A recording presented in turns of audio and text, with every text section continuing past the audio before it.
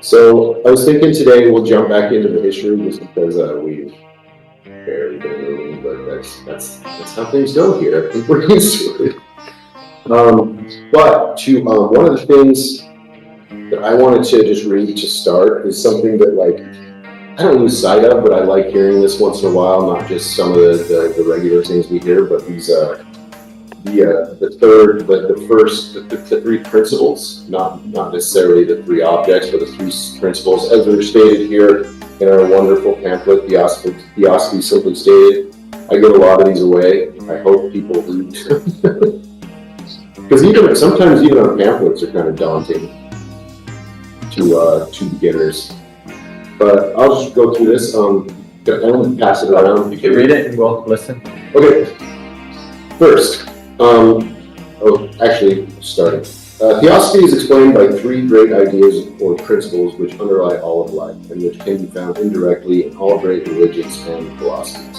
They can be briefly stated as 1. The self as reality in man, 2. Law as the process of evolution of form and soul, and evolution as the design of life in terms of meaning and purpose. First, the great thinkers, ancient and modern, have held that there is one infinite principle which is the cause of all that was, is, or ever will be. This is the self or all creatures, the true deity, and cannot be absent from any point in space. We are inseparable from it, and each one is a ray from and one with that absolute principle. We are, in essence, that which is unchangeable and unchanging. The power in us to perceive, to know, to experience, apart from anything that is seen, known, or experienced, is the one self, the one consciousness, shared by all alike, the power of every being. This is the true basis of brotherhood. Is it okay if we talk about these a little bit, just for my own clarity? Kind of? So it's talking about monad monatis, but it's also talking about more than that. It's not just the monad here, because there's qualities on the self. Or is it complete? Is it the unquote monad monatis? Well, what it's saying is, in the Christian Bible they say God is omnipresent and God is omnipotent, and it's saying the same thing. It's saying anything you see, its essence is that, right? And anything you think you are, you're not. You're still that essence. Everything that is in manifestation is a clothing of that essence. A raiment, garment, yeah. And so that's the real root of brotherhood, because everything is that essence in its nature. Right. And the only difference is the awakening of consciousness within whatever form to the understanding and the experience of that. Mm-hmm. Like humanity in general still doesn't experience it, even though that's our essence. Right. And it's essentially it's a vidya rupa. It's unconditional perception, completely unconditioned, unfettered, pure perception. Yeah, or reality. Yeah, or reality. It's true reality. Cool. Do you want to say one? Want me to read one? Yeah, please. Which one? Second. Okay, so the second idea, law, is called karma.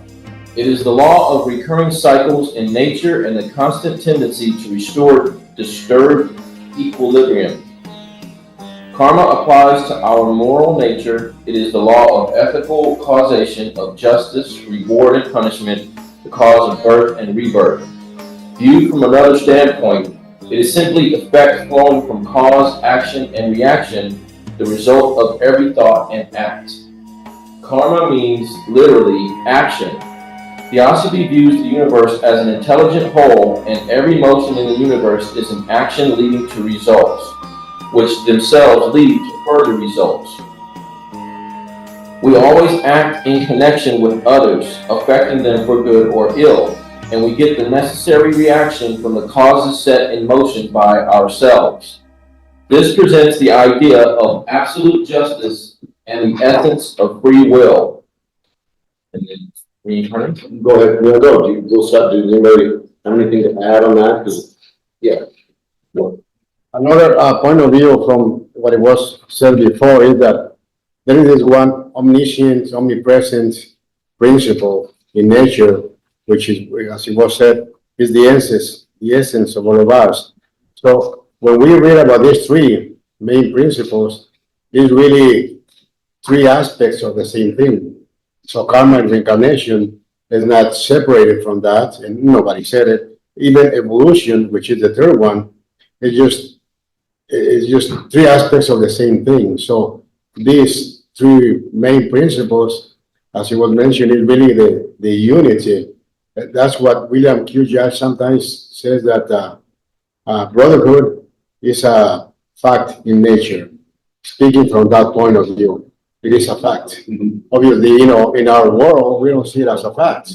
It's really far from being a fact. But the idea is that in essence, we are all this unity. But then through the second fundamental, the idea of the cycles is the idea that we keep coming back and forth, as everything does in nature, trees, plants, and everything. We keep coming back. We keep taking a new form in each return.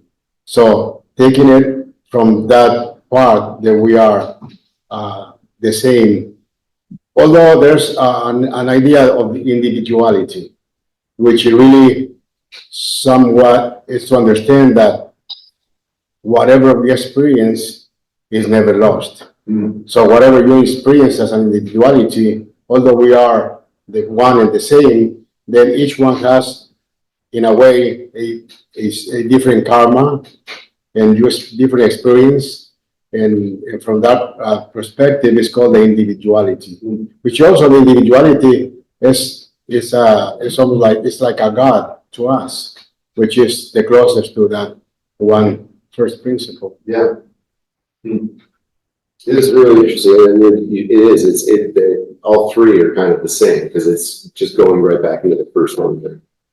Oh no, please go ahead. Can we say that in a way the unity expressed itself in its effects on us, on every other person and every other kingdom, and in essence is the law of karma and its effects. But here the humankind play a big role, because I don't know if the other kingdoms evolved, but the humankind, yes, we evolved to express the karma, the law of karma, and the unity and the effect. Right. I just unity makes me think too, exactly from what Robert was saying, how they kind of go into each other. Is there's no way, we know from studying this, and if you study Eastern traditions about karma and stuff, there's no such thing as being completely self-contained in your own little box of only your karma. All the karma you create or are part of is intertwined with other beings experiencing karma. So there almost has to be an idea of brotherhood, because how do we have an accurate idea of karma without an idea of the interrelations between us, and how karma would be improved by this concept of brotherhood, universal family? Yeah, it's awesome. Somebody want to read the third one? I just want to say. Oh yeah, no, go ahead. Yes. For me, at the first time that I heard about the law of karma, it didn't fix in my brain, and I didn't know how can I get in touch, how can I get informed of this law. And when I read the aphorism of karma, was more clear for me, because William Kijaj put it in perspective, 29, 20, something like that, the explanation of the aphorism. And then it was more clear for me, because the law of karma is one of the intrigues law to understand it.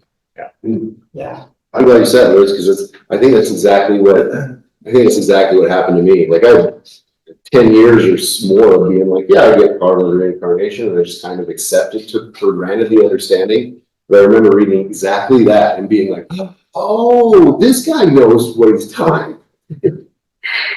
Yeah, it's more, I mean, it's so much more complex than, It just, what goes around comes around. yeah. Do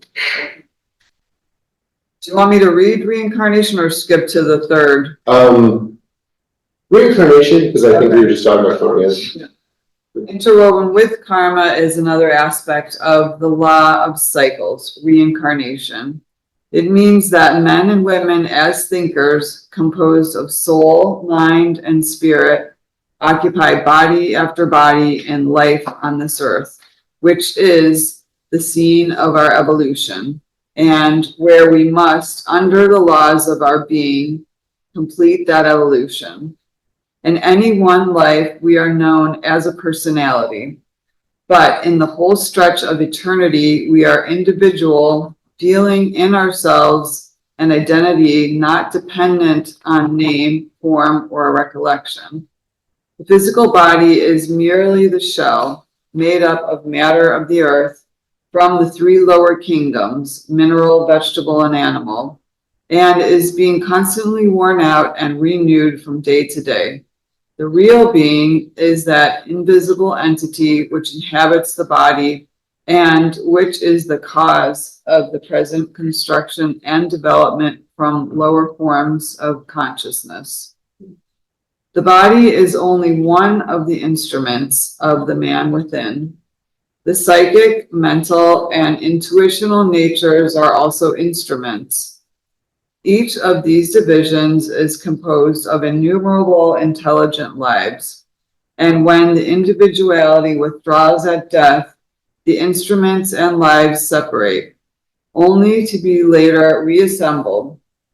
In the separation of the instruments of the soul lies the explanation of so-called spirit manifestations, which are nothing more than the automatic reflexes of lives impressed with the thought and feeling of the departed soul. The doctrine of reincarnation is the very base of Theosophy, for it explains life and nature.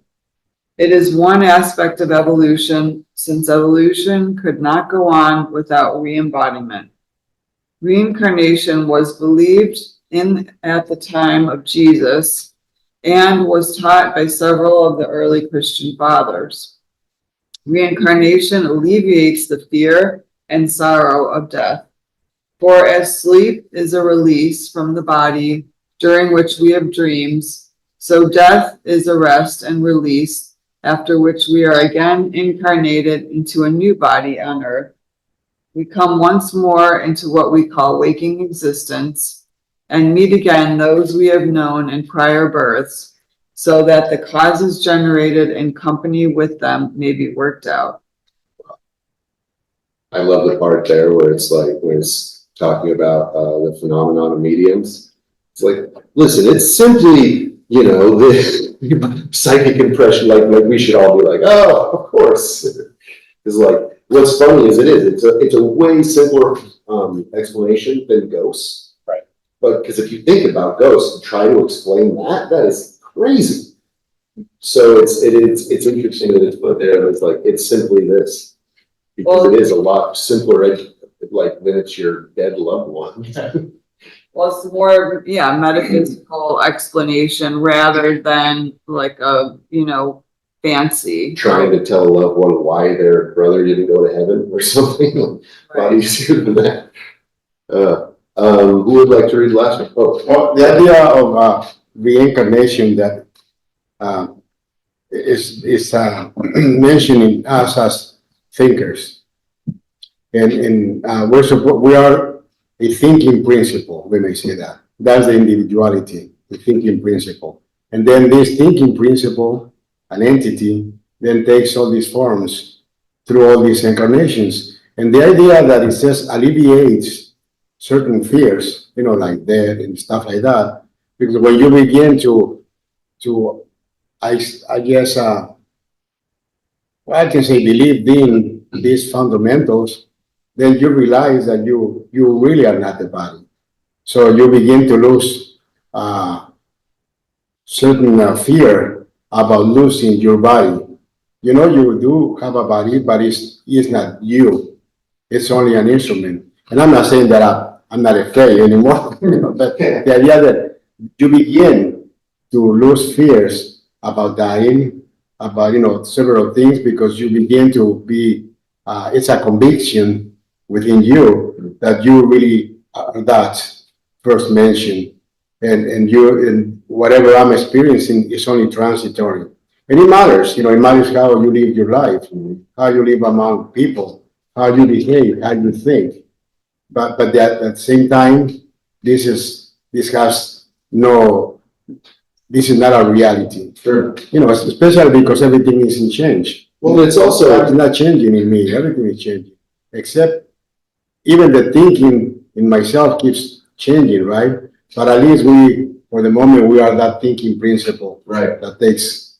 But I think when I talk to some people and they like believe it, when you talk about reincarnation and karma and stuff, some people, like in Dzogchen Buddhism and stuff, they have to protect against nihilism. They can say it doesn't mean dying, it doesn't matter. It doesn't be, and I love how Theosophy continues to reinforce the idea that, we don't have to be afraid of death, but we also shouldn't be hurrying this life or wasting it, because this life is when we can do some stuff, is when we can evolve, is when we can grow the most and things like that. So to remember that it's not just like, it's not just whatever, we're going to come back and eventually I'll reach Buddhahood, I guess, in a billion years. I don't know. Like there's a reason to be alive, and you can really speed up that process. So I've heard and read. I don't know if I have, but yeah. And it's only through the experience that you become this Buddha. Yeah. So Exactly. Yes. That's the only way, experiencing. Well, I think also the idea of, understanding the idea of karma and our role gives a sense of, we then develop a sense of responsibility. It's not, we can't just have vicarious atonement. Yeah. That's a good word. Yeah. So there, with understanding and trying to live with, and live in harmony with karma as a law, creates a big responsibility for Absolutely. everyday words and actions. Especially to those who supposedly understand it, like have the biggest responsibility. If you get it, like do something with it. I mean, there's many times too where like Blavatsky feels like she's reaching out from the past to reprimand us by saying like, if you're a Theosophist, what are you doing for your fellow man? She says it in a bunch of different ways over and over. And it's like something I have to think about often is like, am I doing anything other than studying? So, but one thing that, before we read the last one, that I think it comes up with me and some of my friends that like Theosophy. I have a really great friend that loves Theosophy. He's a philosophy major, worships Plato and all the classics and everything, but he says that he counters that Theosophy is not non-dogmatic, that reincarnation and karma are faith-based and are dogmas. And I'm like, I don't think so, because it talks about the philosophy of it a lot more, and like it talks about the way Plato talked about it and things, but I don't have the philosophical ammo to like combat like that question. I'm not sure. Well, someone that has that question, you're not going to convince them. What's going to convince them is either an experience that they have, or if they read like, well, no, not even that, because that they'll say, well, it's a book on meditation and it may or may not work. People have that attitude. But when you have a very personal experience, or you read enough accounts about people that have had near-death experiences, that's the only way it might kind of crack their armor and have them really think about it. But until then, yeah, it's a theory, and for some people, it's not a theory at all. They've had a car accident, they've had a dream. The thing about reincarnation that Roberta was talking about, that you kind of come to the realization that you're not your body. Well, people have that realization in dreams where they are out of their body, they're conscient, they're awake in consciousness, but their body is sleeping, and it freaks them. Mm. So then they go on some kind of search to say, what is that? Because, and you know, there's a certain experience that they have that feels very freeing until a certain point where the panic sits in. It's like, oh, what's happening? Am I dying? Am I going to be able to get back in my body? Sure. And that's sometimes what sets someone on a search for various teachings to try and explain an experience that they have that anyone they've talked to or anything they've read or their religion doesn't really explain it. Mm-hmm. And they think, oh, am I going crazy? There's all these things that start going through people's mind, or someone that has a car accident and they get out of their body. All different kinds of things happen. People have an operation and they can tell the doctor, even though they're under anesthetic, everything that the doctor and nurse were talking about. Or the music. And the music that was going on. And they're like, oh, well, you were just kind of semi out. And like, come on in. Yeah, To join? Yeah. We're from USC, just to like introduce ourselves, and I'm doing a piece on Theosophy. And I wanted to learn more about it. So Okay, great. thanks for having Join. us. Yeah, Just- have a seat. So, yeah, Yes, hide in the closet if you don't want to be on the video. And but like, if you had, whenever you want to film or whatever, feel free. We're just gonna go like you're not here. Right here. Cool. so yeah, someone that is going to say that there's no way to really crack that armor except that all you can do is present ideas to people, and then they have to either study it, put it into practice, logically think through, does this make sense? Mhm. You know, and then you know, then see what happens. Well, that was a big part of it for me, is that I feel like without just being a complete nihilist and looking and just being like, we die, we're born food, that's it, it's gone, you're a void, you don't exist, it's it. Our perceptions of reality are correct. That this is, you know, the most valid explanation other than that I've heard that makes sense, that isn't just heaven or, you know, is the law of karma and reincarnation. I mean, they tend to fit with a lot of philosophies that are considered extremely valid.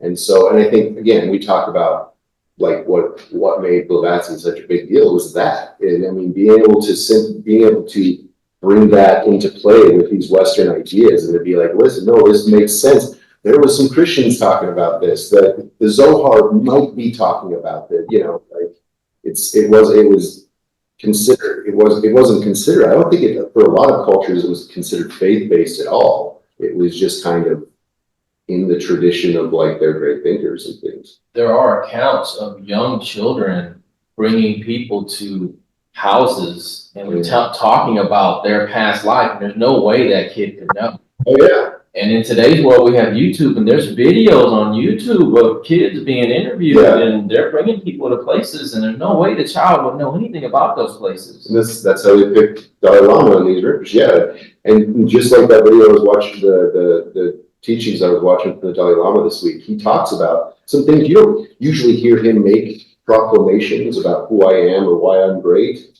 Very rarely, but he said, I'm going to live to be over 100, so I've got some time.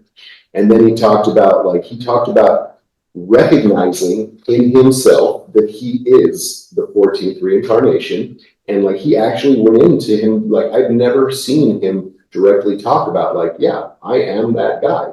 And I come with teachings, and you benefited greatly from my teachings. You will more. Like, it was like, wow, it's getting bold. It was great. Barbara, do you have something to share? Well, I had a few things I was going to talk about, Justin. Is this Justin? Because I can't see everybody. It's me. I'm behind the camera. Well, I agree with everything that we've read so far, and I believe that all of these are connected. These three are connected together. I wanted to mention that there is a group called IANDS, and they investigate people that have had either out of body or experiences with death. In fact, I had a few myself. I had a car accident, just like what was mentioned, and I also had a problem when I was in an operation as well, and I died, and then I went actually through a black hole, and it leads into a white hole, which is a wormhole. And all this scientific stuff that they talk about, because science, I think, is the fifth, I don't know if you guys use that, the seven rays, but it's the fifth idea of the seventh ray, the seven rays idea. And we can see this happening in today's age where we're becoming more scientific and we're actually learning more about what these things are. And as we speak to people that have had these experiences, I'm not alone. These experiences have a certain format, and they play out, and they give us these experiences. And I agree that someone has to go through an experience in order to make it their own. But the important thing is that we are reading, and we have the knowledge before the experience, so that we are not in total shock when it happens to us, and we have words for it, and we have an education, and we have a way to understand it, which is really important, because that leads to seeing, and we can see it. And that's the beauty of Theosophy. Yeah. Thanks for that, Barbara. That was important. Go ahead. The other point is that, as I was mentioning, some people, it seems like they need to go through some certain experiences to begin searching for some answers or something else that their religion or beliefs doesn't have the answer for. But there's also a lot of people that doesn't have to go through anything. It just comes out naturally as you begin to grow and search for certain things, might be reading or as it's called, sometimes it's called the, I think it's the calling of your soul or something like that. It's a phrase. Mm-hmm. But the idea is that there's many ways how this can awaken in somebody the search. Oh, the dark night of the soul. Yeah. Gotcha. The search for these things. And in going along with the idea that you cannot really impose these things on other people, these three fundamentals that you're taking, they are presented in the secret doctrine as proposals. Mm. This is a proposition, I'm sorry. They are called propositions. So that means it's proposed. You don't have to accept it. It's not a dogma, it's not dogmatic. So it's a proposition, but once you begin that the information you begin to get about these propositions, then something begins to kind of resound within yourself. And you feel that there's something of this which is true to yourself, of course, maybe not to others, and to some people may be something like a fantastic, trip, but it begins to become real. And then the neat thing is that you begin to try to live this in your own life, with your families, with your relatives, in work, with your friends, and you apply some of this, and then you see the results. Not that you're doing it because you expect the results, but you see how it changes within yourself. Because really, if I may say, the only problem of the world is myself first. I mean, if I fix myself, and I can fix other things, Right. But so anyway, these are called propositions. Yeah. And it's going right from what Barbara said. It's like, luckily she had some teachings and some knowledge. So when these events came, they weren't just trips. They weren't just panicky. Everybody in the world since the 60s and before, every time when they start trying hallucinogenics or something, want to talk about these trips. And I got to a point in my life where I'm kind of tired of hearing about people's amazing trips unless there's some kind of narrative, or if it's just like, am I missing this? It's like, what do you think made it that way? What was in your life, or what were you doing or going on in your life that might have been like that? Because it's drugs. Everybody's trip's going to be crazy. That's the kind of whole point. But when we have experiences, not necessarily drug induced, but life induced, trauma induced, and we have a background of studying of being like, well, this is what happened to this person, and maybe this is what happened. You might be able to take a deep breath there and sit back and observe and without just being taken with the whirlwind, But yeah, that's very cool. I have been trying to search in the Bible, the Gospels and the Old Testament evidence on the Bible that prove the law of karma and reincarnation. I'll show you a bunch. It's a There's Gnostic a lot of yeah. information there, but the church has been hiding this information, and but when you understand the dynamic of the law of karma and reincarnation, you have a powerful tools in your hands. You are not subject to savior, somebody who gonna save you. You are your own savior, and you are subject to your own acts, and also you save yourself. And this is why I think one of the reasons is because you don't. The church has hidden this information because they are manipulating the mass. I just have a pamphlet somewhere, but one of the Blavatsky pamphlets we print has an article all about that, all about reincarnation and Christianity. In the Theosophy and the Gnostic Gospels, Christianity Council of Nicaea was riddled with people that believed in reincarnation. But the thing about, if you're going to be a church, it's going to control a bunch of people and make a lot of money. Reincarnation is nowhere near as profitable as heaven. So, you can control the herd a lot better with the cake in the sky theory, other than just like, well, you're going to die and you're going to come back. I don't know, try it. And it might be a little bit better, So that's hard to get tithing for, that one. Go ahead. Also, in Isis Unveiled, they say if you don't know, I think so, the water, if you don't know the ocean, I think so, what they say in Isis Unveiled, but you put it, gota, ¿cómo se dice gota? Drop on somebody, so they're going to believe. Some people, when they partial die, because I don't think so, the people die when they coming again, okay? The science of the doctor, they already knew about, because I can explain something happened to me. When I give you the birth to my daughter, okay, I died, I don't know for how long, but I see my body, down. I was like on some level. I didn't see all my life together, anything, but I saw my little girl, okay, next to me, but I don't feel any pain. I don't feel any pain. I'm feeling like it, okay, nothing, okay. And the doctor, I hear when the doctor say, "Come back," and he hit me on the one part of my body. Come back. So they came back then? And then when I come back, I feeling like it's going inside, not to my stomach, but some part of the stomach, and I didn't feel happy. I'm feeling upset.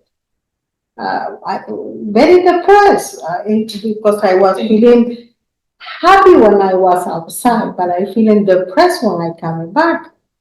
I explained to the doctor what's going on, and the doctor told me, okay, describe one part of the room. Okay, and I remember like it was right now. I don't know what memory is, very detailed. I remember very detailed, and I explained him how was the room, and he told me he believed me. Okay, because that part he asked me to describe was behind me. So if I was in this level, I couldn't see because I was behind me. So that particular event, I understood many things, because when I was a little, it was very, very long time. I don't know for what reason I couldn't understand. Is somebody died close to where I live, I see it. I see not the body, but I feeling something, okay? And then when my grandfather died, okay, because I was speaking with my grandfather, is the Chinese guy. He gave me calm, but when he died, I couldn't express myself what's here. So I say to myself, forget it. It's nothing happened. Even if I see it, I said, it's not true. Go away. Go. Okay. I try to stop. Yeah. I don't know how I can explain that one. You just thought they were bad thoughts. No, but I know it's something really, but I say, okay, I know you're there, but don't bother me. Okay, stay there. So, okay, I'm going to show. And then I decide I don't see it. When my mother passed away, like one day before, she started to talk about my grandmother. It's like she see it in front of her on the table, okay? And they say, okay, you have to do the preference, some food she liked. Oh, right. Okay, so she told me, I was in the room, okay, Maria Tania, you have to cook this one and that one and that. I said to her, yes, but in that, how can I explain to you? In that moment, in that one, I remember everything in philosophy to say, when the people is very close to die, is no the division to that one. The veil? The veil is gone. Yeah. It's gone. Because also one relative died and my mom was very sick. Nobody told my mom she passed away. And she said, Julia died. And how going to she know? So it's something everything they describe here, I say that's true. That's You have been prepared. Yeah. This is another thing, because when I was in the level of my body, I relax when I go back, if I can say that one. I say is that it's dying. It's like I was okay. It's very helpful. It's wonderful because it's no pain. It's no attached for anything. It's no attachment. You don't feeling, because I saw my little baby, but I don't feeling, like oh, poor baby. Yeah. I left her. No, it's not any pain at all. But I can see it. I can hear. I can smell very. It's another kind of smell. It's not a smell like how can I explain? It's not like a regular smell. It's another tone. I don't know how to say. It's another because in the room, the hospital is a smell as a hospital, right? But in that moment, it's no smell as a hospital. It's like a smell. It's no smell. It's different. It's hard to explain, but it's no smell as a hospital. It's another smell. It's hard to explain, but hospital. That's beautiful. Thank you for that. That's something. Those are the kind of near-death experiences that always make me kind of perk up. Are the ones that people explain. The ones that people make a point to say, like, it was beautiful. Like it was like dying, it was awesome. And that might have, there's scientists that say, not the scientists, but there is certain, I'm not sure, it's something from the hypothalamus is released in death. So it almost is like a euphoric experience for some people, it's not, that's something. I barely know what the hypothalamus is. I don't know why I should bring that up. Well, because, scientists and doctors try to use what knowledge they have to explain what's experiencing, like what she's experiencing on a different plane. Mm-hmm. And that's like us trying to explain to someone on land what scuba diving is like. Yeah. And you try and use references.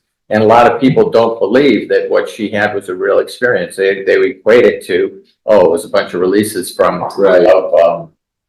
endorphins from your brain because you went through so much pain delivering the child. So they have a scientific medical experience, but a lot of doctors have that experience with patients. They just don't talk about it to everybody because it would freak people out. Yeah, imagine how much they hear that. Yeah. They've got to be. But doctors and nurses that deal in emergency rooms and operating rooms, they have those kind of experiences with people, and but they're privy to a certain time with people that most of us aren't. A lot of people aren't around people when they die. Mhm. So they don't know these stories. They just know, oh yeah, I knew she was sick. He was sick. When I went there, they were already dead. Mhm. And so they don't have that closeness that some other cultures have where people die at home. Right. They have more of these experiences that they actually share and communicate with. There's also, I was just going to say quickly, there's also a neurologist that's spoken at the Theosophy. I'm not sure if it's New York or California, but he's spoken, and he actually went through an experience as a neurologist. He knew everything that was going on to him. He knew the medical material, and it is on YouTube if you want to watch it. Oh yeah, you'd share that on the chat or something, Barbara, if you know where it is, that'd be cool. Okay, I might send it to you as an email because I have to look for it and I'm on my phone. So yes, I'll Thank share it on an email.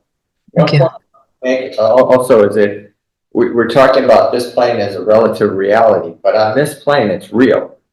You can't use metaphysics to deal with this plane because this plane is a physical plane. Right.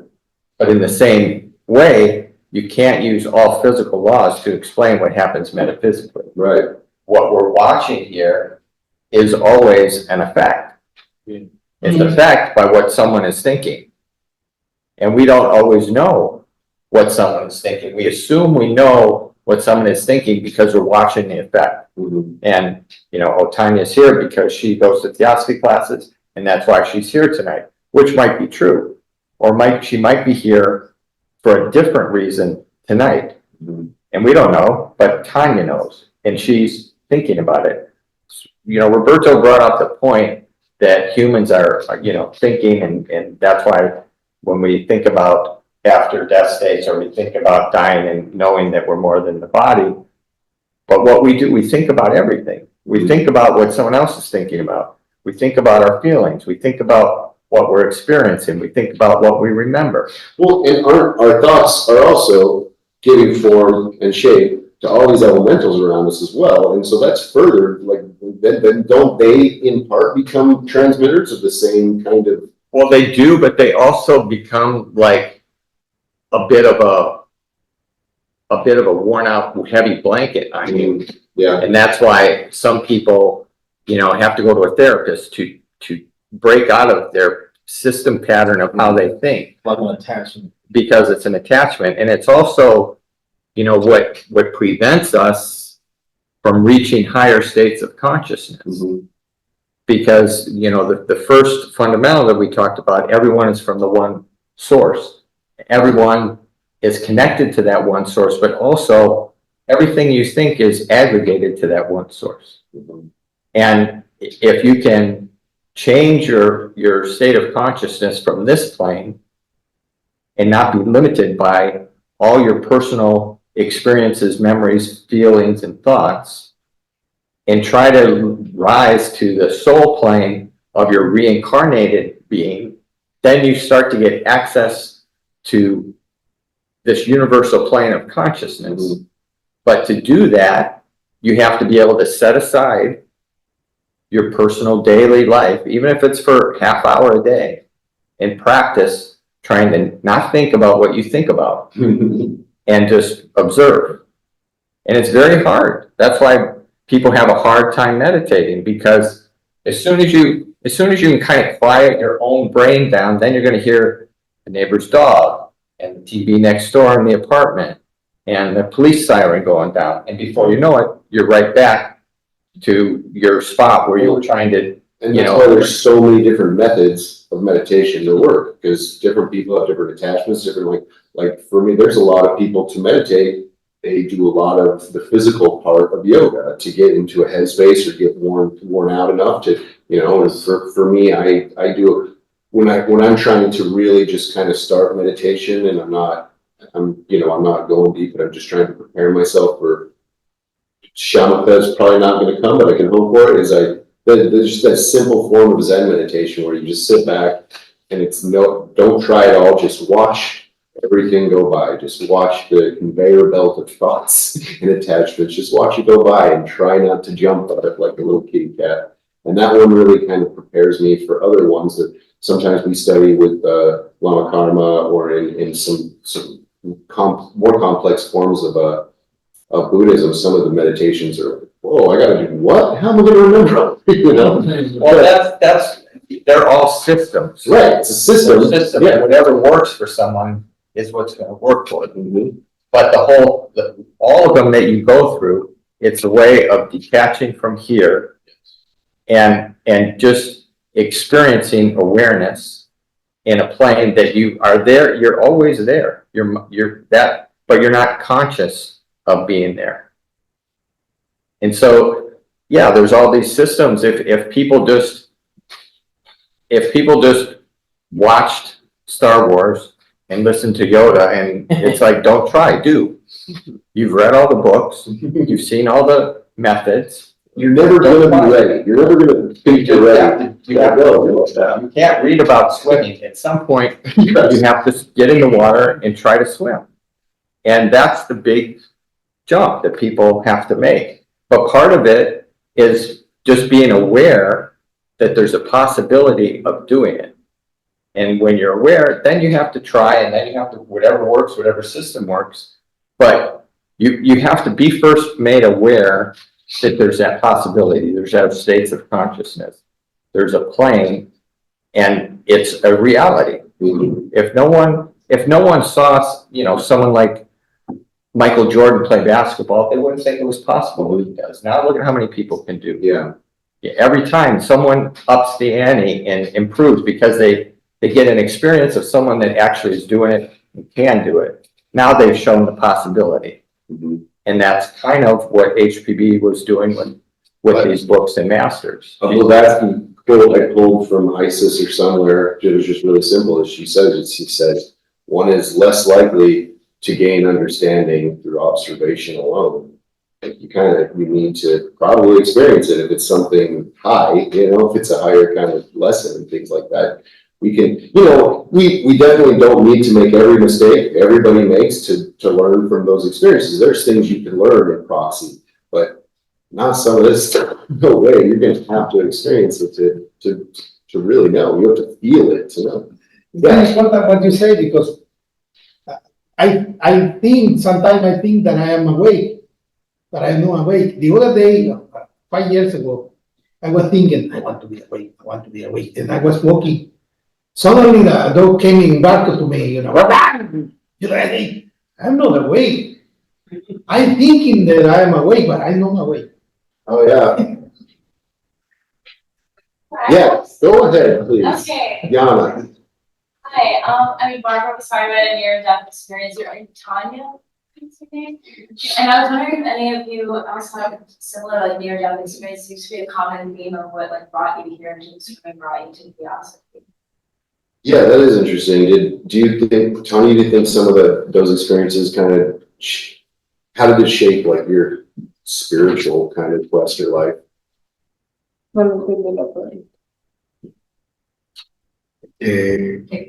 Go ahead first, yeah. Yeah, I'm like 30 years, 38 years ago, I was in the chamber of Turkey. And I was being submitted to torture. Suddenly, when I was tortured, something like you are in a double chamber. Like this, I felt like I was, some part of me was touching the ceiling. I can explain it to you because it's very difficult. But I was attaching to the ceiling, and I saw somebody was hitting the body. The guy who was torturing, hitting the body. I said, why are they doing that? Why are they doing that? And suddenly they put the body on the other way, and I recognized myself. I said, this is me. When I recognize myself, one of the things that was certain to me, we don't die. When we die, we don't die. Certainly that we don't die. One. The second, I was coming on a slow motion. When I was in this part of the body, my body started feeling a lot of pain. And I have a feeling in this part of my body. I didn't provoke that. This happens, like it happened. So there was a mechanism, what I understand now, some mechanism in the part of myself that provoked to get out of the body. You know, this is my own experience. And this is my own experience, and I know when I come here, I say, and another thing that happened to me is I start having a lot of questions that this life is not real. It's something behind this reality that I see, and I think this is why I was looking for answers. When I came here, some of the answers was answered to me. Please. Yeah, but it's different, you know, that's a good compare, because he expressed himself like it was slow. For me, was like that. For me, it's like a vacuum. Wow. It's like a vacuum. It's not like a slow. Like when I was outside, I didn't know I was outside. I didn't know until, I don't know for what reason, I looked down. So it's different, no? So it's the same when I coming inside to my body, was like that. Wasn't with slope as a slope like he. Sure. No, for me it was like that. But I remember, it's like today, I remember I was very upset, not happy. And I feeling like I was in the cell, in the castle. Okay. Yes, I feel like I was in cell. It was upset. I was thinking was like after postpartum feeling, but it's different.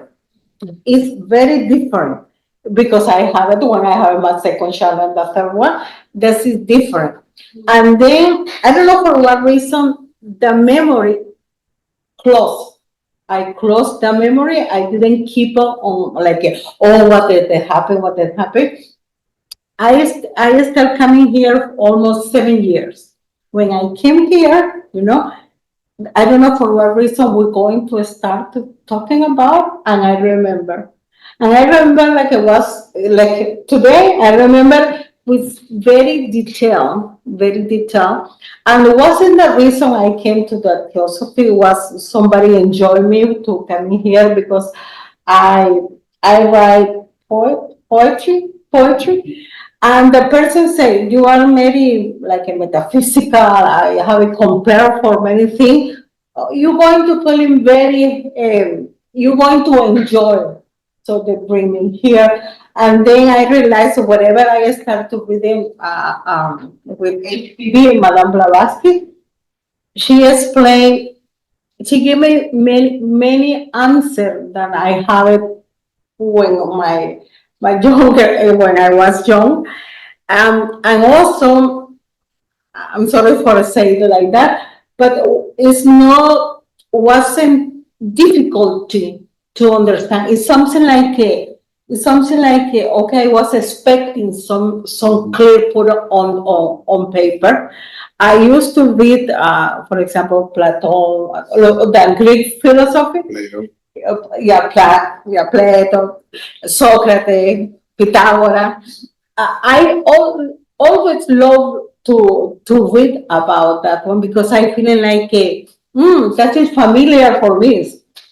But I was young, so I love, and also another thing. That's it. The last thing I want to say.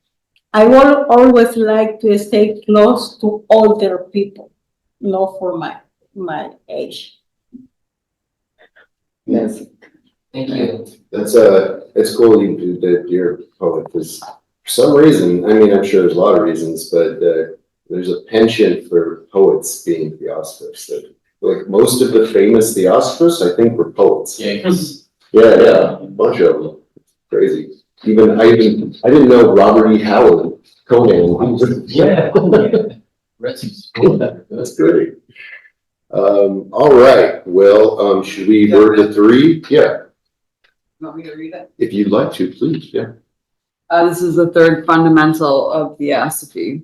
The third fundamental principle points to the fact that all beings in the universe have evolved from lower points of perception into greater and greater individualization. That beings above men have gone through our stage, that there can never be a stoppage of evolution in an infinite universe of infinite possibilities.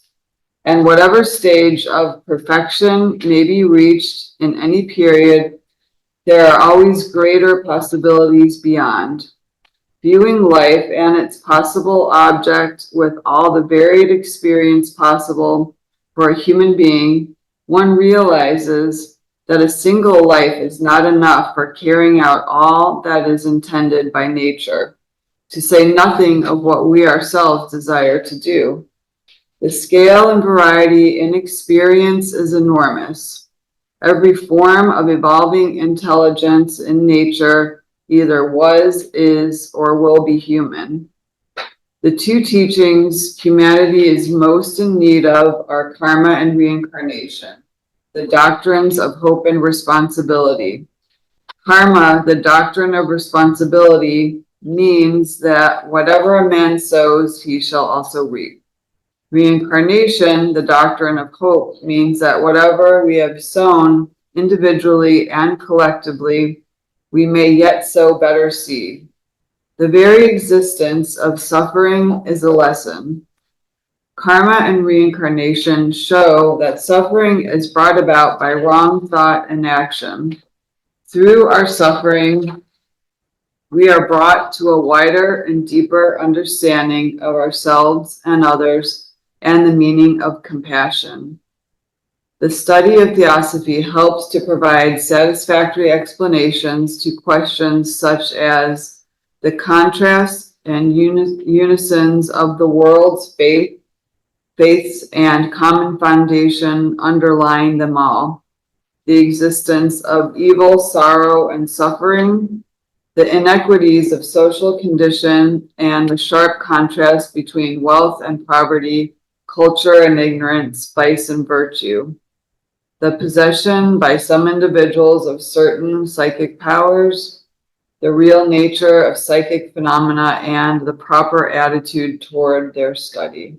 I love that. It's just like, you didn't, even back then, especially as far as like a spiritual pursuit, even to this day, you don't hear much talk about evolution with that. And like, that evolution is so much a broader term that it just applies to like science and Darwin, but what a vital part it is to all this. Like, one thing I was going to say real quick is that, we live in this, in pop culture, to me, it's been so obsessed with it that now it's gotten old, the many worlds theory, multiple realities and things like that. And it's, late 1800s, Blavatsky's talking about an infinite universe with infinite possibilities. Like, it's not a new idea.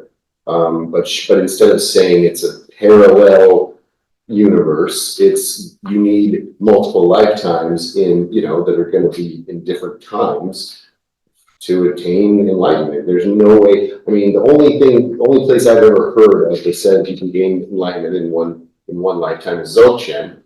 But even Dzogchen says only one person's ever done it. It's not like you're going to pull it off. I mean, it's possible. That's the advanced. But Buddha did it. I don't think you're. So yeah, please go ahead. Yeah, being the third fundamental idea, part of the same thing on the third fundamental idea is not uniform. It's not standard. Because I evolved in my own rhythm. He evolved in his own rhythm. she evolved in their own rhythm. You evolved in your own rhythm. It means that even though we came from the same source, but our evolution is individual. It's not a standard. You understand what I'm saying? Yeah. Complete. I want to pose a weird question that I've talked to some people about. There's it's a common psychological experience to feel empathy for yourself, try to imagine yourself as a baby or a little toddler, like someone powerless that needs help, that needs protection. And that for me at least, that brings up a really strong emotional response. Like I'm like, oh, that poor little kid, dang it. Like look at all the stuff that's going to try to break you down. But I wonder if there's I've never heard of an exercise. I'm sure there's got to be a meditation in feeling empathy for your past or future incarnations. Like it's going to get rough, or it was rough. It was a lot rougher for you, and I'm just enjoying the fruits that might come from a few thousand years later or something like that. I wonder if that seems like it could be a good exercise. Pretty heavy. Those very emotional responsive, those exercises, but. I think so. It's gotta be, right? I think so. I don't sound that wide. I've also read something in a book about magic where you go back to your younger self and try to shape and mold you with more information so that you'll equalize and become smarter. I mean, I don't know how you must be really good to be able to do something like that. Well, as the cultist, he sees this as a karmic exercise, and I can't remember a lot of his explanations, but it's again a very intense meditation. It can be. His name was Astanos Despair. He's a British occultist. He had a meditation that he called the death posture. So you can see what attracted me to him. I was like 18. I'm like, yeah, death. But like, no, it was amazing. He says we've all had that feeling like early in the morning or late at night, whatever, where you're getting ready for bed or waking up, and you look in the mirror and you don't recognize yourself. Like it's you. And it is you, but you don't feel like it's you. You almost expect them to start talking differently or moving differently. He has this meditation where you stand in front of a mirror, and the whole point is to stare at yourself until you feel the recognition fall away. And his whole idea is that's when your character is the most malleable, and you can almost like kill off bad parts of yourself and bring about better ones because you're completely unfettered. And it works, but it can be really intense one. Yeah. Well, go ahead. I was just going to say quick, we have the idea of evening review in Theosophy that we practice, where we go over that day from the morning to the evening, just before we go to sleep, in a meditative form, and we change the things like the vices we change into virtues, and we imagine how we can change it so that when we approach the next day, we can have a virtue to work on that particular thing. Oh, that's wonderful, Barbara. That makes great sense. That's great. Will you say something, Colin? Or Go ahead. Oh, yeah, I forgot. Go ahead. Well, these are all mental exercises that at the same time are personality based. sure. So you're not getting to that plane of your own reincarnated soul. You're using your desire nature to create another world, which that's what the mind does. The mind creates a world. Ego is still So that's why all the meditation books talk about clearing that out of your mind and trying to just experience. Like if you had to walk on a tightrope from this building to that building, that's all you had to do, but you had to do it. Your mind would be focused. Whether you could tightrope or not, you would really be focused on that one chore. And that's the thing. It's like we very rarely experience focused concentration to the point where you've separated yourself consciously, not like Tanya. Tanya and Luis were forced out of their personal existence by a traumatic experience. Most of us don't have to go through that, but most of us also don't go through the point of having the experience they had to then realize, wow, I'm a lot more than I thought I was. Yeah, bigger than. And there's some reality to this. This isn't like when I was stoned out. This is a whole different experience. Right. And I wasn't stoned. And Yeah. I wasn't dreaming. They were beating me. Next thing I know, I don't feel it, and I'm watching them beat someone. I don't even realize it's me. And there, you know, there's people that have people say, "Oh, I was so scared, I jumped out of my skin." We just take it as like, "Oh yeah, that's insane." But for some people, that's a reality. Yeah. You know, and so that's the thing. It's like we can pursue mental exercises that then release us from a certain plane in consciousness, or we can pursue mental exercises that are going to help us get that car we want. You know, Think and Grow Rich was written, what, in the 20s? Yeah. And then they came out with the whole book in the series, The Secret.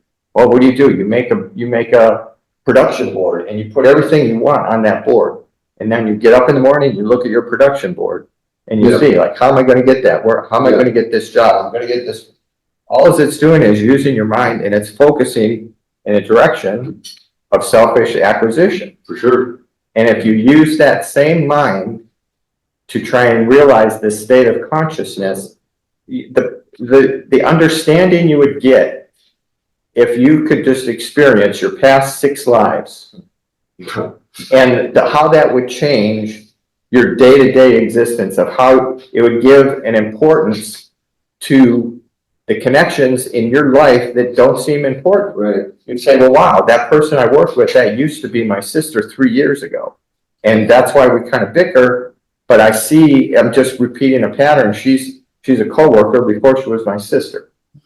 And there's all that kind of reality that you would get an understanding with. That's like in Patanjali. He said, you know, Patanjali tells about different ways to reach that state of consciousness. But you have to go through that process of turning off this plane and opening yourself up without expecting, okay, I'm going to meet Jesus and Buddha in the same night. Because now you're creating your own movie. Yeah. That just Very well might work. It's just not going to be that valuable. yeah, and it's another illusion. Yeah. And that's why the metaphysics that HPB talks about of skandhas and stuff and what that is. It means that there's just behind what we see as everyday reality is a screen of life that is imprinted, just like when we make a movie here on film. And that is accessible to anyone, but those lives are semi-conscious lives. And they're just being impressed and then repeating it back to you. And so is NPCs, is what we call them. yeah, and so that's the thing. It's like it's one thing to read about the teachings. This next step is to try and do what it's suggesting. And then it says then these states of consciousness will naturally awaken in you when you're ready. But yeah, I think it's all really important too to say that is that at some point there needs to be a practice. Just like what you were saying before, we can psych ourselves out forever. We can study Theosophy for years and never develop a practice because we're like, oh, I'm not ready yet. I got to study this, I got to study this. It's like, no, just what feels okay, does something resonate, give it a shot. Because the practice is just as important as everything we're learning. And but I'm just speaking from my own experience. There's a lot of, I pulled myself back from a lot of there is no try, just do, because I'm like, well, is it going to be my life's purpose? Should I try? It doesn't need to be. I can learn by doing. And a lot of these things, there's no harm in giving it a shot. It's not black magic. It's a meditation, so. The other thing is that you don't know how far you went before. Right. It's an advantage of seeing. Yeah. Everybody says, well, it's not going to happen in this life, but did you find out your last life? You don't know that you were there, or even HPV talks about in the secret doctrine that there's obscure adepts. There's adepts that are on this plane that were adepts before, and for whatever karmic reason, this lifetime they're not aware of it or not aware of it yet. And it might be that you were an adept and you lived a whole life, or maybe 3 successions of lives, but then you didn't put it to the use that you were supposed to. So now you lost that. Sure. And so that's the thing. No one knows where you are in the evolution of your mind and soul. All you know is where you're at currently. Mhm. And then you get exposed to stuff. You know, Tanya gets brought, and it gives her a certain explanation of what she experienced, even though in herself she kind of knew what was going on. Right. But because someone brings her to a class, it gives her information. Now, how that information then helps her progress is within Tanya, which is with all of us. Mhm. And that's the thing. That's what, like you mentioned about dogma. It's not a dogma unless you take it as a dogma. Right. It's only a dogma if you read it and you say, oh, this is telling me to do this. It's not telling you to do this. It's saying this is the possibilities, and try it out. See if it works for you. And you might have to come at it with your own method, but when you get to this state of consciousness, you might experience things like this. This is a reality that can help you. This is a distraction. And it's no different than if you went scuba diving with someone that scuba dives, and the first thing you see is this big giant sea bass, like, oh man, I got it. That fish could eat me. Yeah, it could, but it's not going to do anything for you. But you see a little jellyfish, and the person with you, like, stay away from it. Oh, that's so cool. What is that? You know, it looks like an alien. Yeah, there's things that can harm you in any plane, even on this plane, that if you don't know, you have to learn. Right. And that's the same thing in the astral plane and in these higher states of consciousness. You're going to have an experience. The different books tell you what it might be like. Then you have to experience it. Sure.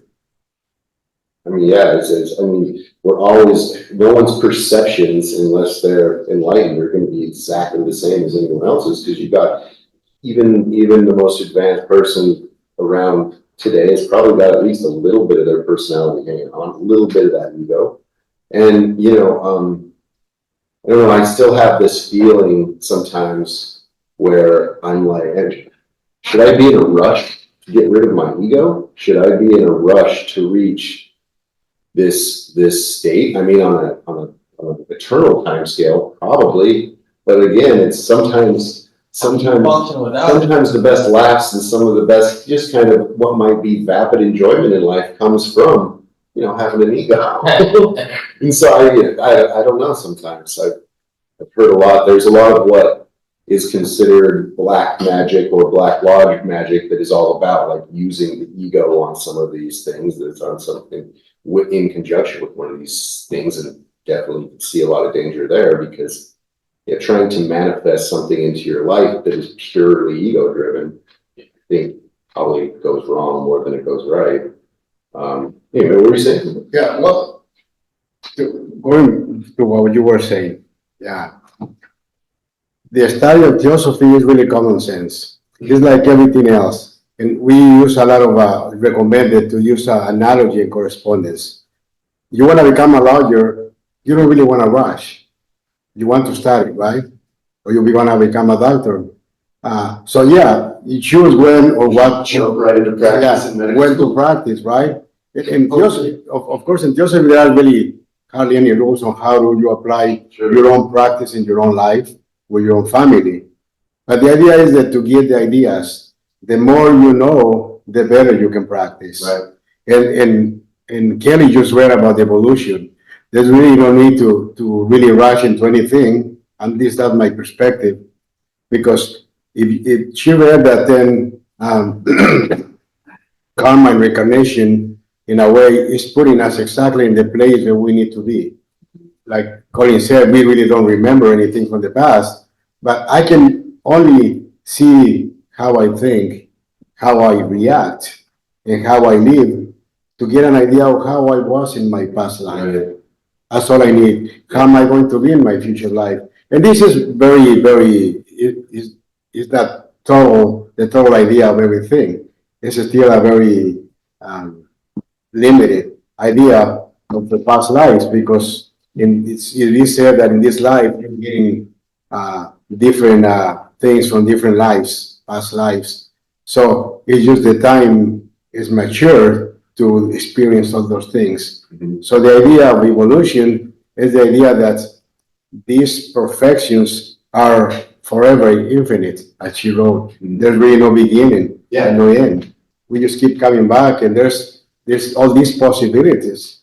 Whatever you perfected in this day, tomorrow will be an imperfection. So tomorrow you can do better, and tomorrow still better and better.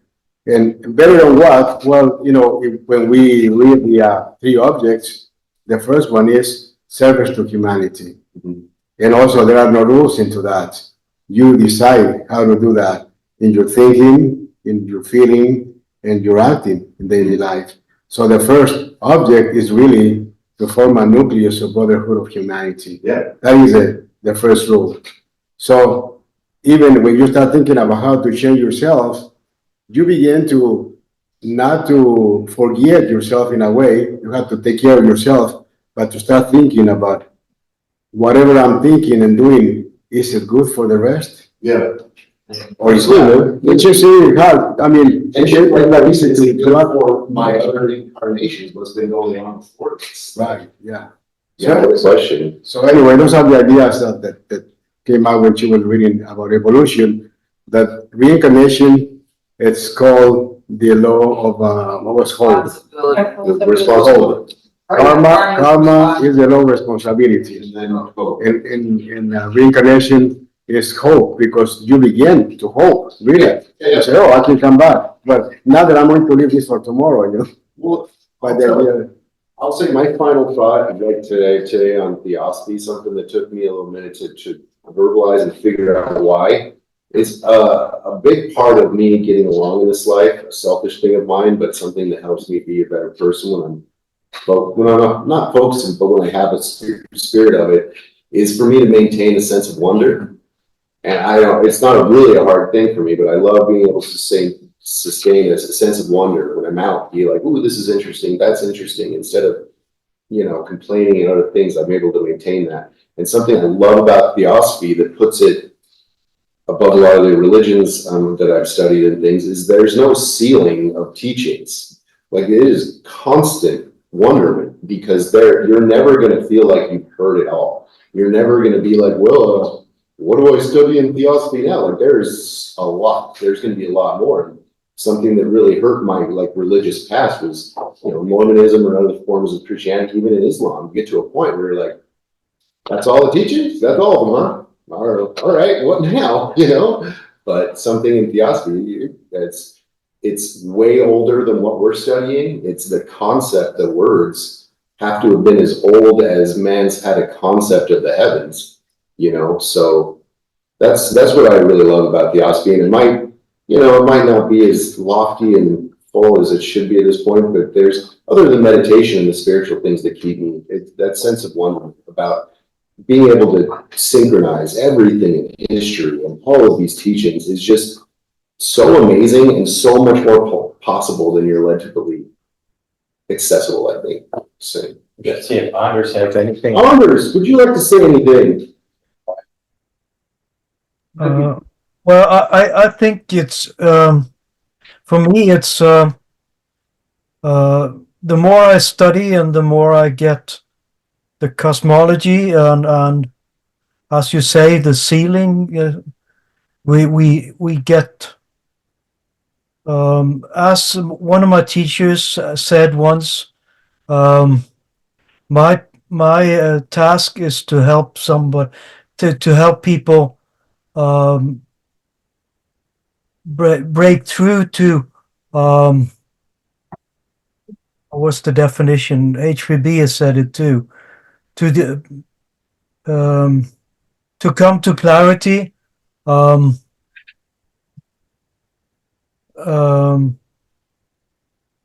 mean, we get the definition of all these levels, and as in the Voice of the Silence, we have the 3 halls, and we should watch out for the hall of learning.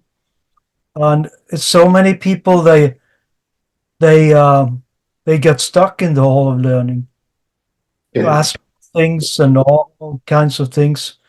But we all really need to get anchored in the hall of wisdom, the real spirituality. And once we get these definitions as the first fundamental, what you started out with, in my life, I had memories coming back to me from when I was 6 years old, and that defined and was a proof of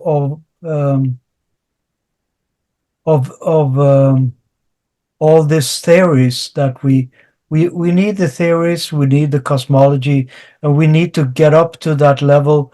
And so I'm really grateful to be able to study Theosophy, and in a group like this, we share experiences that also confirm these realities, and that we are on the path, and we have valuable things to share.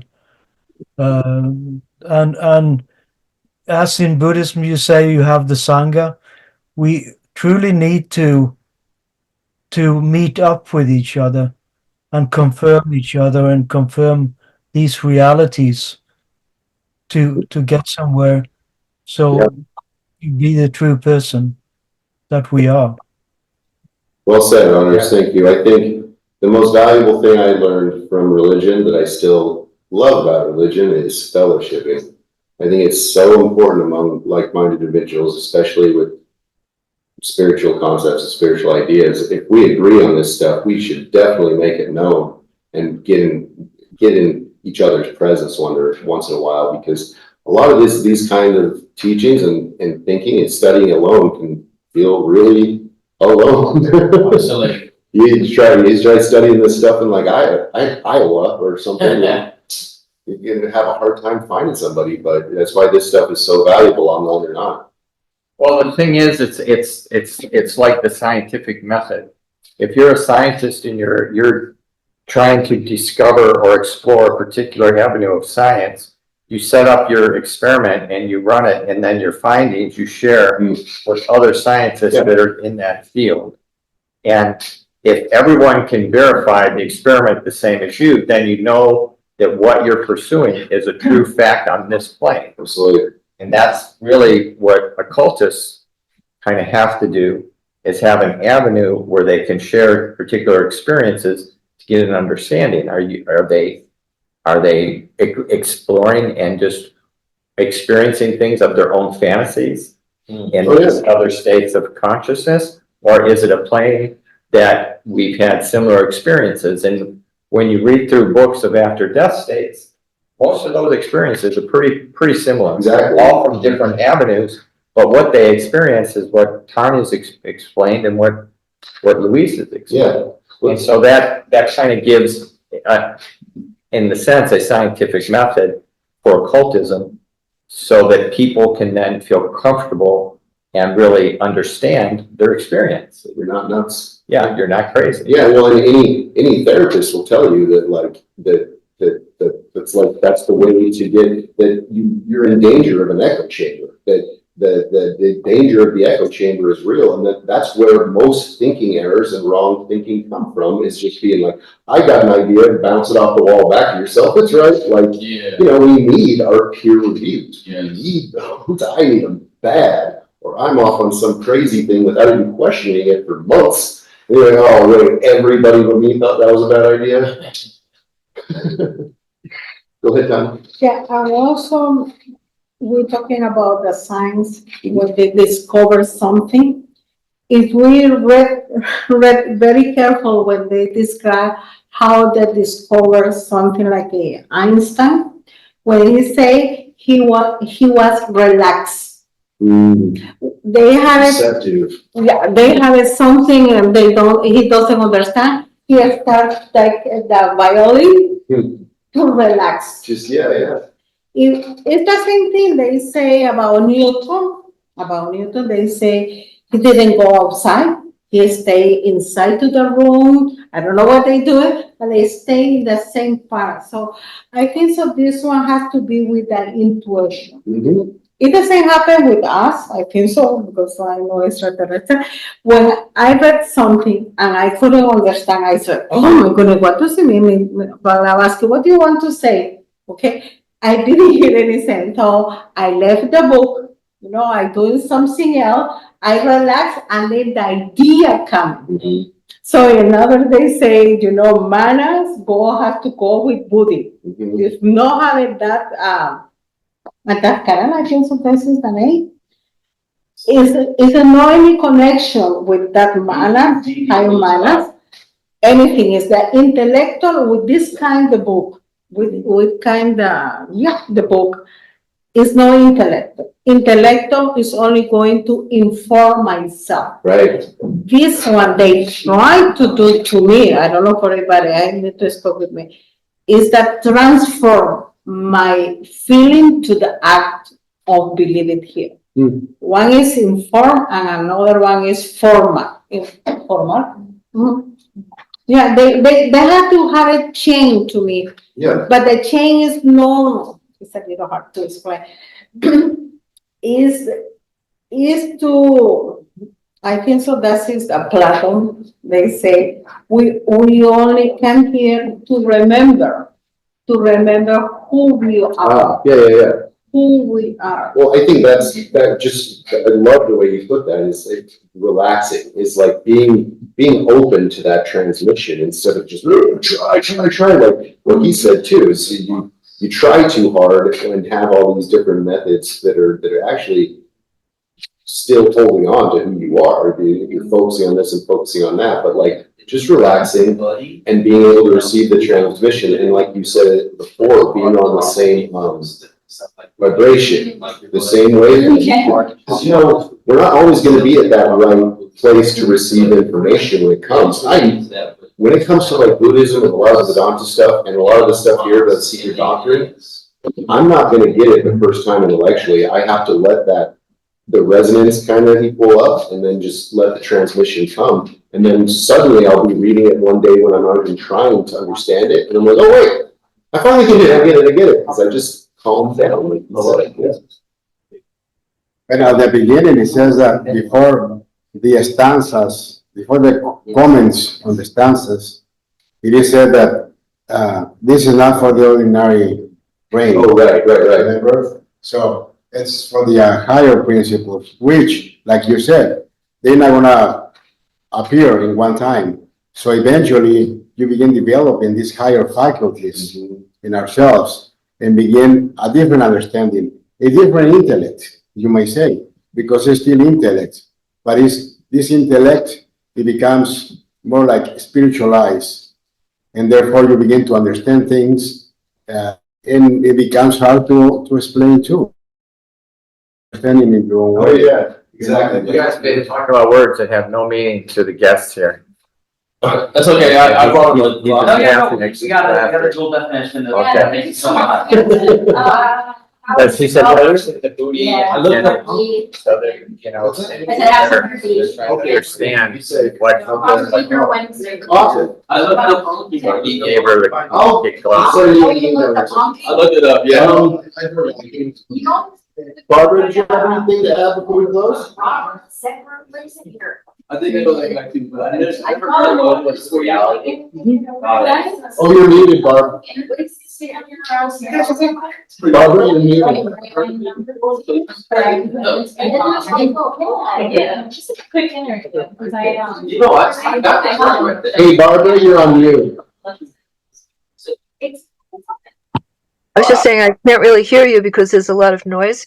But Yeah. yes, the state that you were mentioning, it can often be called essence, and it's a place where we are in the state of awareness, and then when we are in the state of awareness, there's attention, and that attention helps us to see and receive the transmission. Sorry, Barbara, did you say my essence? My telephone number, Yeah, just put it on, I'll text him, Yana. You said it's called essence? Yes. Could you talk about that a bit more? That sounds great. I'm just trying to catch it. Oh, okay. Essence is a particular, it's in a particular world that we experience. And we experience that when we're able to change those vices into virtues. We then have a new experience in our life because now we're open to things. It's just like the idea of the maze, and you have the maze, and each one of the different tunnels in the maze has an ending to it. But there is one part of that tunnel that leads out, and you have to be holding on to the golden string, and that golden string is the essence. That's the thing that keeps you alive. Yeah. It keeps life moving and experiencing. That's excellent. Thank you so much. Okay, thanks. All right, I think we're gonna wrap it up unless anybody's got any other burning desires. Go ahead. We're talking about the race, the first race, the second race. Mhm. That one has to do with the reincarnation and the karma, and also with the evolution. Because in the second race, we still have the same race. The first race we have in the second race, the third race we have the first, the second, and the third. Right. The fourth we have the first, the second, and 7. yes, and not the same amount. I can express myself the same amount, or the second has in the third. Has to be with the principle. Which principle is more demand, or I'm going to say that, or is major, because everybody has the same septenario, okay, the seven Septenary nature. septenary, Yes. but in different level. Right. That's why we are different, because we have the seven, but in different level. It's the same the race. How many we have the seven race in us, but which one is more demand, Yeah. more amount? Well, it's like what you guys said, what kind of advantage you would have, or just wonderful perspective if you see your last 5 lifetimes.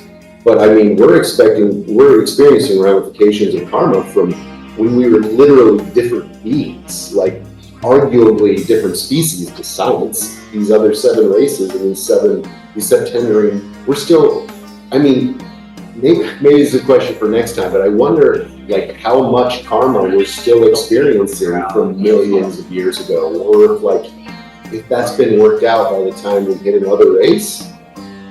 I'm sure it's talked about in the Secret Doctrine, but I have not gotten to that. Well, whenever we do the aphorisms on karma, then we can.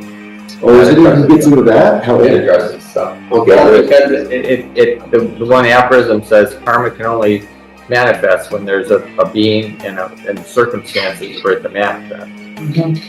Condition. So karma from a million years ago could be manifesting today or not, depending on what the If circumstances, there's, okay. what the beings are, and who's on the planet at that time. I just want to say one thing quick. Learning and helping to teach others, or doing service, is a way to actually speed up our karma, is what I have heard. In other words, we're paying it off faster. And one of the things I wanted to say to the lady that just spoke is that when you have that ability, that people that have died and that you know them and they come to you for help, that is also a way of doing service. So they're asking for help, and it does exist and it is real. Yeah, thanks for that, Barb. I think just like any other organization that cares about reincarnation, karma, things like that, we can all we could all tend to up our service. I know I certainly can. I'm not volunteering as much as I used to, and to work with the homeless, I could definitely be doing more of. But studying and teaching, teaching, studying together, learning together, that's a bit of service. So we can feel good about it. Thank you. But, Yes, that's what I'm talking about, doing study and helping others in the work. Yes. Yeah, awesome. Doing this work. The karma yoga is very, well, at least for me, is very important. When I talk with because I sponsor, yeah, when I talking to others, I try to put ahead the ego, the personal stuff on me, and put myself into the other. And when you say, help others, you help your own self. Oh, absolutely. So it's very deep, this thing. The service is very important. Yeah. Karma yoga is very And, important. and you know what, we're not Buddha, we're not Buddhists, we don't have to, we're allowed to feel good about doing service. We're allowed that little bit of ego happiness to make someone else feel good. Whatever you do is, okay, Colin. One day you'll be a Buddha and you'll feel nothing from acts of good service simply because it's what you are. But while we're on our way to that, I think it's more than welcome to feel some joy. Keeping these ideas alive, that's service to humanity. Absolutely. So there's many different, ways of, Making Theosophy available for other people, that's a huge service. I mean, they say just hearing the Buddha's words or even seeing them without being able to translate gets you like 5,000 lifetimes or something. That's great. I wish we could triple Good the ones. lines. Good ones? Oh, I think, yeah, good ones. Bad ones. You just, I love it. All right. Thanks for coming, Bob. We'll see you next week. Thank you very much. Bye. Night, everybody. Bye, Barbara.